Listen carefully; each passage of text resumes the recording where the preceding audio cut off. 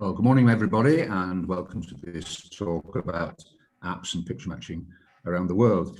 You've probably all heard of botanical hotspots, places like South Africa, the west coast of America, southern Mediterranean, etc. Well, I have to say that in comparison with those places, Britain would best be described as a not spot.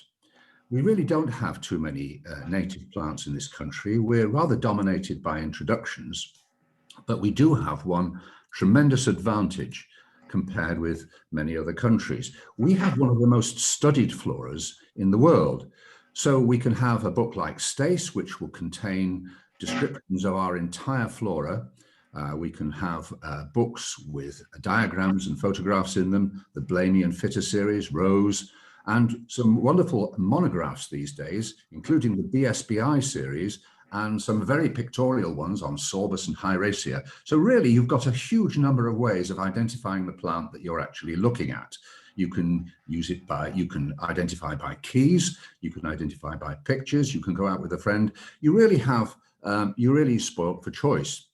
And there's a new way of identifying on the block, and that is applications for mobile devices, apps as they're called. And this is one that I helped to make in about a few years ago. It was an app with 300 species, about 3 photographs per species, which means 900 images to be downloaded to your phone. And downloaded it must be, because the nature of what we do is we go out into the countryside where there may be lots of plants, but there are very few phone signals. So the whole thing needs to be into your phone. If you wanted a more comprehensive flora downloaded, something like Rose, you might have between 6,000 and 9,000 images, which would probably strain the resources even of the most modern phone.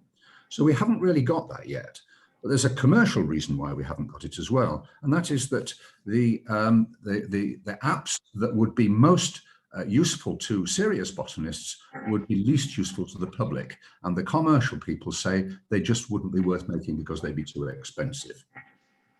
Well, even though we have reviewed them in BSBI and in the Wildflower Society and decided that really they're not very comprehensive and they're not terribly accurate, one of the things that you find is that if you leave these shores and go elsewhere in the world, 2 things immediately strike you compared with Britain. First, the number of species that you're looking at increases hugely. And secondly,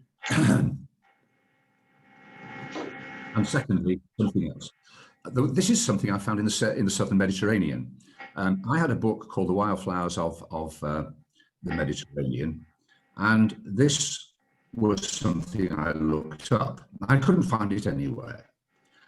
I did a lot of research online, and so I asked my good friend Peter Jepson what he thought, and he came back with a very confident answer. He said, I don't know what species it is, I don't know what genus it is, and I haven't got a clue what family it is either. So we did some more research and still didn't come out with anything, and recruited a few botanists to help us. And they told us eventually, well, it is actually a member of Euphorbiaceae, and its name is Mercurialis tomentosa, but the feature of it is that it's not very spectacular. So it wasn't in any of the books. Books labelled the wildflowers of Greece, the wildflowers of Spain, or the wildflowers of the Mediterranean are really only a sample of those things, and you don't have all the plants in them. So all of a sudden, this richness of flora leads to difficulty because there isn't a richness of resources. That includes introductions as well. And I photographed this one, which I thought would be easy to identify, but it turned out to be a native of Algeria, which had flown across the Mediterranean and established itself in Andalusia. If you go over to an area between the Caspian Sea and the Black Sea, the Russian Caucasus have a very rich flora indeed. And there you find that the genera have many more species than we're used to. Pedicularis in this country has only got 2 species, but there are many in Europe. And this particular one I've given you, Pedicularis atropurpurea, is about 4 feet tall, very beautiful. And Pedicularis comosa is common throughout Europe. The one that's interesting, though, on the right-hand side, because that one wouldn't be in any book, however comprehensive your resources were. Because in rich flora, we're still discovering significant species every year. And that one was actually discovered in only a couple of years, actually by our guide in the Russian Caucasus, who therefore got to name it. And he named it after what he said was a famous war hero. And so it's called Pedicularis Milosevicia after Slobodan Milosevic, who was one of his heroes. No wonder he couldn't get it published straight away. Elsewhere, you'll find plants that you would immediately recognize. The Orobanche that I've got on the left-hand side is fairly clearly an Orobanche, but Grossheimia you wouldn't recognize unless you'd been to the Caucasus. The one on the right-hand side is a little bit different, though. There are yellow flowers all the way up the stem, each of which looks like a little yellow elephant. What surprises you when you eventually find out what they both are is that they're both members of Orobanchaceae, which rather throws into doubt all your pattern finding skills that you developed on the relatively poor flora of Britain, because that wouldn't have been immediately obvious. Somewhere near the Middle East, you could find plants that you would immediately recognize. I reckon everybody would say, yes, the plant on the right-hand side looks like an allium. It's an alpine allium, and it grows to a very low height. That's actually at a full height there. On the left-hand side, 2 tulips. But the tulips actually, when you look at them, look very similar. The leaves are the same. The petals are the same. And so how do you distinguish them? Well, the way you do it, we were told by our guide, who is an expert in the subject, is you dig them up. You dig them up and you look at the bulbs on the outside, the same way we do with Gagia around Europe. And that isn't something we're used to in Britain. In fact, let's be honest about it, we discourage anybody from digging anything up because it's actually against the law. Well, things are difficult when you get into rich flora, but there are nothing in the Northern Hemisphere compared with what happens when you get into the Southern Hemisphere.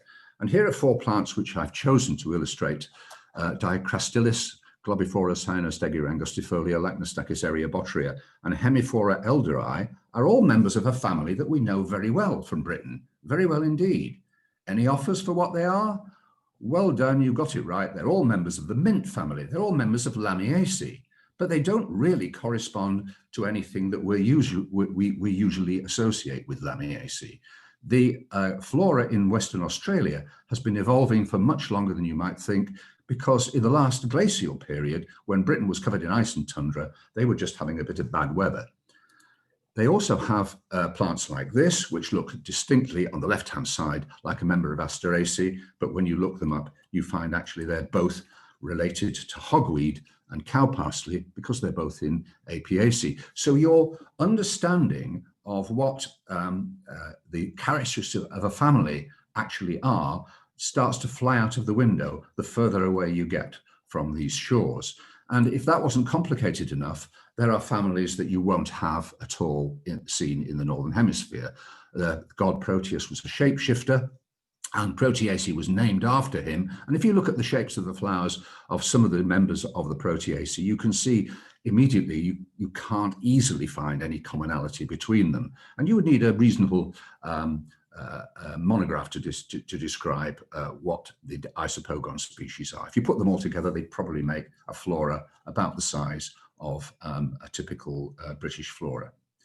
In addition, though, if you're down that way, you'll sometimes find that the local botanists have provided a resource which is very useful for identification.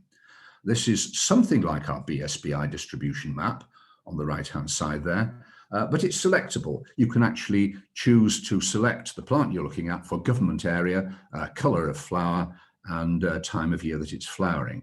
About 60% or so of the flowers that they've illustrated have got pictures and very small descriptions. And that's no mean feat for a flora with 12,800 species.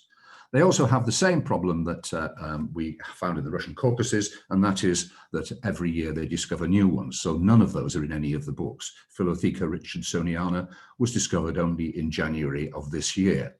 But if I had to choose a way to identify a flower these days using images only, I would actually go to social media, because Twitter accounts and Facebook accounts have now attracted a large number of botanists and allow you to place a photograph and ask a question about it. So here's a good example of it. Am I thinking this is a bog myrtle? And one of our expert botanists, Tim Rich, answers yes.